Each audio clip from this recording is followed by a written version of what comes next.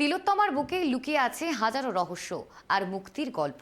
আর সেই প্রেক্ষাপটকে পর্দায় তুলে ধরতে আসছে পরিচালক চৈতি ঘোষালের প্রথম ছবি নেভার মাইন্ড। মঙ্গলবার কলকাতার জমকালো অনুষ্ঠানের মধ্যে দিয়ে মুক্তি পেল ছবির ট্রেলার।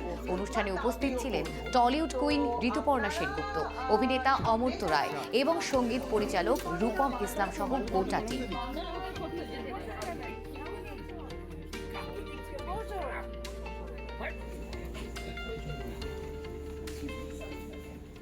এত পরিবর্তন হতে থাকে, তাতে পারসেপশন চেঞ্জ হয়ে যায়, পারসেপশন অফ ফিল্ম মেকার এবং অডিয়েন্স অ্যাজ ওয়েল।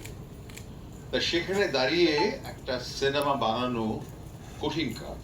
তার কারণ আমরা তো 24/7 বম্বার্ডেড উইথ অডিও ভিজুয়াল, ঘুম থেকে উঠে অডিও ভিজুয়াল। এখান থেকে বের করে একটা সিনেমাকে নিয়ে আসা সত্যি দুরূহ ব্যাপার, কঠিন ব্যাপার।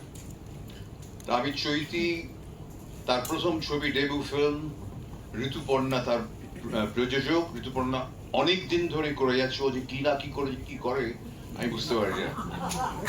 ও কিন্তু অসম্ভব ভালোবাসে আমাদের ইন্ডাস্ট্রিকে, মানুষজনকে ভালোবাসে। কারো শরীর খারাপ হলে, কিছু হলে প্রথমেই চলে যায়। আর অনেক নতুন ফিল্ম মেকারদের তাদের প্রজেক্ট সেগুলো প্রডিউস করে, তার জন্য ওকে ধন্যবাদ জানাই। এক্সেলেন্ট। আমি খুব অপেক্ষা করে রয়েছি। চৈতির কথা কি বলবো, চৈতি এত ছোট থেকে আমার সঙ্গে কাজ করেছে। অনেক অনেক তিনটে, একটা ছবিতে কাজ করেছে, সেখানে ছিলেন ছায়া দেবী, সন্তু, একটা শর্ট ফিল্ম ইয়ের জন্য, দূরদর্শনের জন্য, কুয়াশায়, এক্স্যাক্টলি।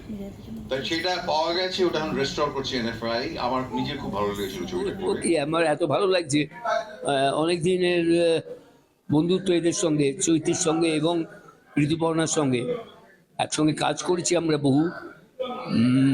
তাদের ছবি, ঋতুপর্ণা প্রযোজিকা এবং চৈতি এই ছবির পরিচালক।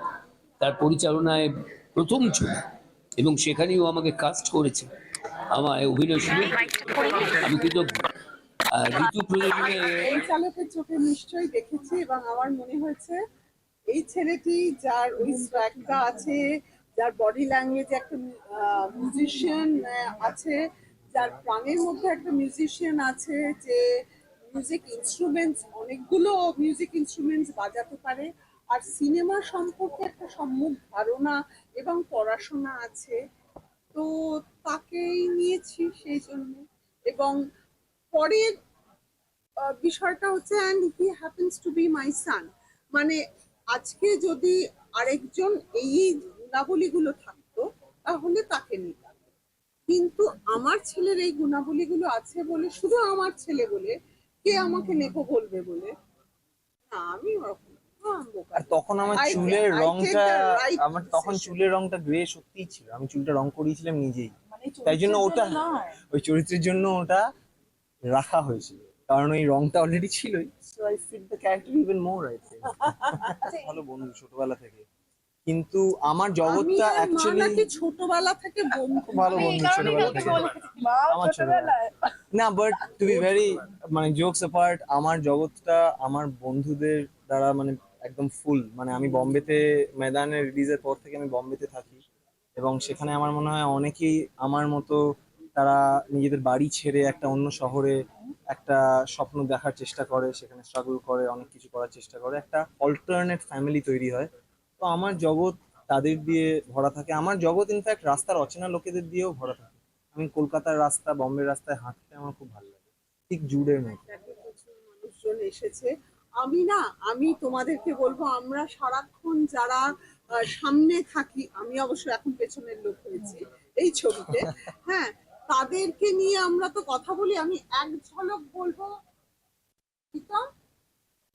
প্রীতম একজন অত্যন্ত ভালো ক্যামেরা পার্সন, সিনেমাটোগ্রাফার। ও আমাদের কলকাতা শহর ছবি তুলেছে। আমি সম্রাটকে আর মিতালিকে বলবো একবার আসতে, আমি দেবুকে বলবো, দেবজ্যোতিকে একবার আসতে। দেবু, এসো, আমি প্লিজ এসো। আমাদের ও এই যদি ছবিটার কিন্তু এইরকম লুকটার look- পেছনে অনেকটা কৃতিত্ব দেবুদার। আজকে এখানে বেশ কিছু কয়েকটা শর্টস রিতমেরও তোলা, রিতম এসআরএফটিআই পাস আউট, এবং আমার মনে হয় আমাদের ছবির লুক এন্ড ফিল তৈরি করার পেছনে অনেক আমাদের ভাবনা চিন্তা সময়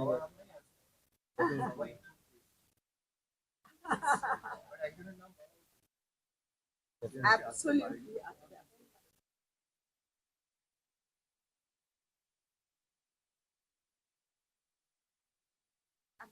এবং সম্রাট আর মিতালি এরকম একটা গল্প, একেবারে একটা অন্য ধরনের টেক অন লাইফ, শহর পার্ক স্ট্রিট না করলে আমি হয়তো এই গল্পটা মানে ছবিটা করতে পারতাম না। সো আমার মনে হয় যে আমার ছবির পেছনে যারা কাজ করেছেন তারা ভীষণ ইম্পর্টেন্ট, তাই জন্য এই ছবিটি